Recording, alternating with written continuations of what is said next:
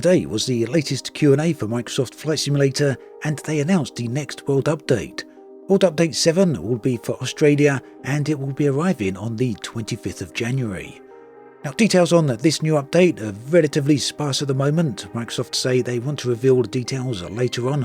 What they did have to say is that right now it will have more cities than any World Update they've released so far. Now, the names of these cities haven't been revealed just yet, likely because they're not finalised and they don't want to reveal anything just yet that might not make it into the game. So for now, the bottom line is that World Update 7 is around about 2 months away, and we'll be focusing on Australia. I know that's something a lot of people want to see. Also, in previous Q&As, Microsoft did confirm that in 2022 they will be focusing on a certain amount of World Updates for the Southern Hemisphere, so looks like Australia will be the start of that. Sim Update 8, meanwhile, has been announced to release in February. There's not a lot of details on this just yet, however there are a few snippets of information on the feedback snapshot that we have looked at before, and you can see a copy of those on the screen right here. Something I'll have a look at a little bit in more detail in a future video.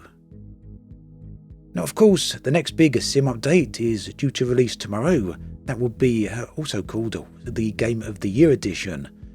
We know that's going to be bringing with it a whole bunch of features. In fact, I've covered that in a very recent video, and that will be linked on the screen right here, so do go check it out if you're interested in hearing what that's all about. But in the Q&A, Asobo touched on one of the main features, which would be a DirectX 12. I know a lot of people are waiting for this, although Asobo and Microsoft have made it very clear don't have too high expectations because they didn't expect it to bring too much in the way of performance improvements.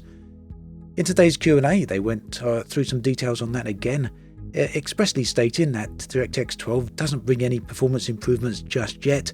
For now, DirectX 12 is purely in its testing phase.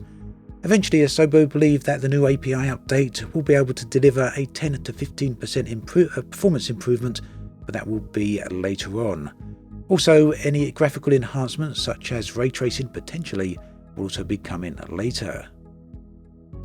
Now, on another note related to Game of the Year Edition, the question came up in the comments section of my previous video about the replay feature. Now, I mentioned in that video that the feature might not be available on consoles purely because the feature is accessible only through the developer software, or the developer menus. That's the software development kit. Now, unfortunately, the software development kit isn't available on consoles, and yes, I can confirm this means that the action replay functionality will not be available on consoles with Sim Update 7, something that unfortunately console users are going to have to wait for when the feature gets a bit more finalized. Right now, it's still in testing phases. It's a very early iteration, so yep, for now, PC only. Returning to the subject of World Updates, Microsoft have said in the past that all future World Updates will come with a plane. Not a free plane, this will be a paid plane, but it will release alongside the World Update. These would be called Local Legends and would be relevant to the specific regions, so World Update 6 come with the Yonkers U. World Update 7 for Australia will be coming with the Southern Cross, the Fokker plane, which will be developed with flight simulator partner OrbX. The plane, of course, is famous for completing the first world trans-Pacific flight. Now, OrbX have spent time with the real version of the plane, which is situated in a museum.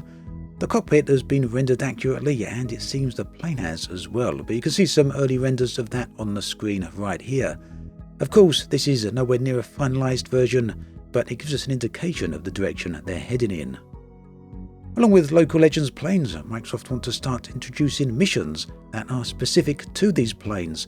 So missions that the planes are famous for, that will start with the World Update 7. No real details here just yet, but just maybe that first trans-Pacific flight could be included as a mission. That would be a pretty lengthy one though, wouldn't it? There's also some new information from developer PMDG. You may remember them, well, they're world famous actually. They've been for a long time with the flight simulators, but more recently, those new to Microsoft Flight Simulator may remember them for their recent DC6, which you can see on the screen right here.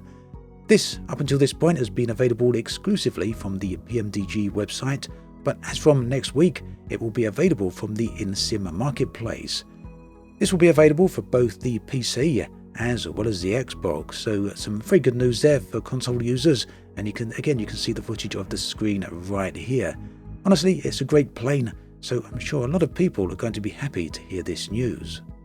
Additionally, PMDG are working on some other planes, most notably a bunch of Boeing planes.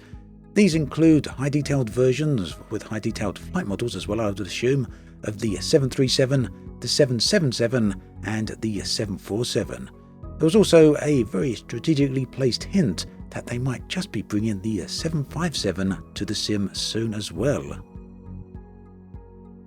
Now, in other news, Microsoft have said before that gliders will be coming to Flight Simulator in 2022. No big news there, and now we've been aware of that for quite a while. However, the new information today is that they announced the partner that they're going to be working on with this. Flight Sim Studio AG then will be working on this part of the sim. Currently, gliders are still in the research phase, so the project is very early on. However, we've known for a while that gliders are around a year away at this point, but either way, it's great to hear that work on this aspect of the sim is getting well underway. That then brings us to an end of this video. As always, thanks for watching, and I'll catch you guys and girls next time.